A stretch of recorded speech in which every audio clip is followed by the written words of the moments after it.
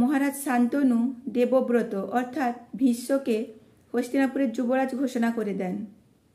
একদিন মহারাজ শান্তনু পুত্র দেবব্রত সহিত শিকারে যান। সেখানে তিনি সত্যবতীকে দেখতে পান, যিনি নৌকায় যাত্রী পারাপার করছিলেন। মাতা গঙ্গা চলে যাওয়ার পর মহারাজা শান্তনু যে বিরহে ভুগছিলেন, সত্যবতীকে দেখার পর মহারাজা শান্তনুর মনে সেই লুপ্ত বাসনা পুনরায় জেগে ওঠে। তিনি সত্যবতীর রূপে ভীষণভাবে আকৃষ্ট হন। এরপর তিনি সত্যবতীর সাথে সাক্ষাৎ করেন। তার নৌকায় দীর্ঘক্ষণ বিচরণ করার পর তিনি সত্যবতীর কাছে বিবাহের প্রস্তাব রাখেন। তবে সত্যবতী জানান, তাকে বিবাহ করতে হলে মহারাজা শান্তনুকে সত্যবতীর পিতার আদেশ নিতে হবে। এরপর মহারাজা শান্তনু সত্যবতীর পিতার কাছে যান। সত্যবতীর পিতা দাসরাজের সাথে তিনি সাক্ষাৎ করেন এবং তিনি সত্যবতীকে বিবাহ করতে চান। তবে দাসরাজ বলেন যে সত্যবতীর ভাগ্যে রাজযোগ লেখা আছে, অর্থাৎ সত্যবতীর পুত্ররা রাজত্ব করবে। তবে মহারাজা শান্তনু তার প্রথম পুত্র ভীষ্মকে যুবরাজ ঘোষণা করে দিয়েছেন। তাহলে সত্যবতীর পুত্ররা কিভাবে রাজত্ব করবে? যদি মহারাজ শান্তনু সত্যবতীর পুত্রদের হস্তিনাপুরের সিংহাসনে বসানোর অঙ্গীকার করেন, তাহলে দাসরাজ এই বিবাহে রাজি হবেন। যেহেতু মহারাজা শান্তনু নিজেই ভীষ্মকে হস্তিনাপুরের যুবরাজ ঘোষণা করে দিয়েছেন, তিনি কোনো মতেই তার প্রতিজ্ঞা ভঙ্গ করতে পারবেন না। তার কাছে নিজের সুখটা বড় নয়, তাই তিনি সেখান থেকে চলে যান। তবে মহারাজ শান্তনু সত্যবতীর শোকে সর্বদা ডুবে থাকতেন। পিতাকে কোনো এক গভীর শোকে ডুবে থাকতে দেখে ভীষ্ম ব্যতিব্যস্ত হয়ে ওঠেন।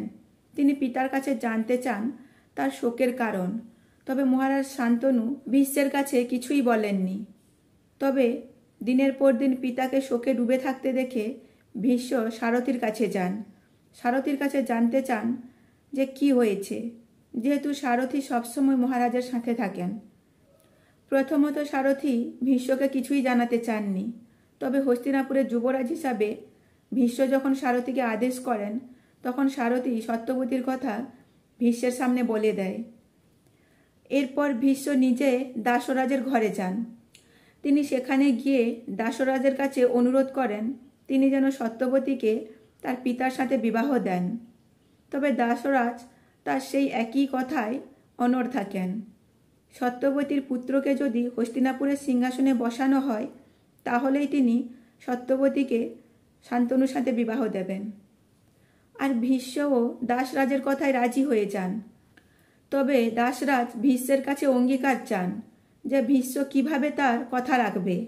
কারণ যেহেতু ভীষ্ম জ্যেষ্ঠ, তখন ভীষ্ম দাসরাজের সামনে চন্দ্র, বায়ু এদেরকে সাক্ষী রেখে প্রতিজ্ঞা করেন যে তিনি সারা জীবন ব্রহ্মচর্য পালন করবেন, অর্থাৎ তিনি সারা জীবন বিবাহ করবেন না। তাহলেই হস্তিনাপুরের সিংহাসনে একজনই দাবিদার থাকবে, সে হলো সত্যবতীর পুত্র। এরপর দাসরাজ ভীষ্মের কথায় রাজি হয়ে যায় এবং সত্যবতীকে ভীষ্মের সাথে পাঠিয়ে দেন। এরপর ভীষ্ম সত্যবতীকে মহারাজা শান্তনুর সামনে নিয়ে আসেন এবং দুজনের বিবাহ দেন। এরপর মহারাজ শান্তনু ভীষ্মের কাছে জানতে চান যে ভীষ্ম কিভাবে দাসরাজকে রাজি করালো। তখন ভীষ্ম তার করা অঙ্গীকার অর্থাৎ তার প্রতিজ্ঞার কথা শান্তনুর কাছে বলে দেন। তিনি সারা জীবন ব্রহ্মচর্য পালন করবেন, তিনি সংসার ধর্ম পালন করবেন না। ভীষ্মের কথা শুনে মহারাজ শান্তনু গভীর শোকে ডুবে যান।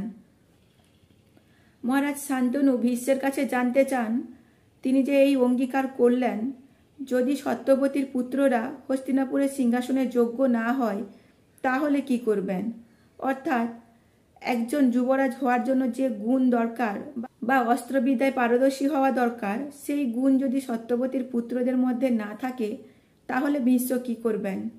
তখন ভীষ্ম শান্তনুর কাছে শপথ করেন তিনি তার পুরো জীবনটাই হস্তিনাপুরের সিংহাসনকে রক্ষা করার জন্য অতিবাহিত করবেন। অর্থাৎ তিনি সারা জীবন ধরে হস্তিনাপুরের সিংহাসন রক্ষা করবেন। তখন শান্তনু ভীষ্মের এই আত্মত্যাগের জন্য ভীষ্মকে আশীর্বাদ করেন যে ভীষ্ম যতদিন না চাইবেন তার মৃত্যু হবে না, অর্থাৎ স্বেচ্ছায় ভীষ্ম মৃত্যুবরণ করতে পারবেন, তার আগে ভীষ্মের মৃত্যু হবে না। এই আশীর্বাদ শান্তনু ভীষ্মকে করেছিলেন। তবে পুত্রের সাথে হওয়া এই অন্যায়ের জন্য মহারাজ শান্তনু নিজেকে ক্ষমা করতে পারছিলেন না। তিনি মনে মনে এই শোকে ডুবে যাচ্ছিলেন যে যদি তিনি সত্যবতী শোকে না ডুবতেন তাহলে ভীষ্ম এই ধরনের প্রতিজ্ঞা কখনোই করত না। আর এদিকে সত্যবতী 2 পুত্র সন্তানের জন্ম দেন, চিত্রাঙ্গদ আর বিচিত্রবীর।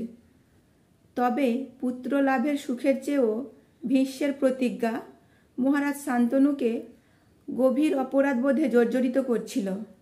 তিনি দিনের পর দিন শোকের ছায়ায় ডুবে যেতে থাকেন এবং একসময় শোকে আর আফসোসে মহারাজা শান্তনু মারা যান। আর তার 2 পুত্রকে তিনি ভীষ্মের হাতে সঁপে দিয়ে যান যেন ভীষ্ম তাদের রক্ষা করে। এরপর থেকে হস্তিনাপুরের প্রতি ভীষ্মের দায়িত্ব শুরু হয় এবং তিনি সারা জীবনই সিংহাসনের জন্য তার দায়িত্ব পালন করে গেছেন।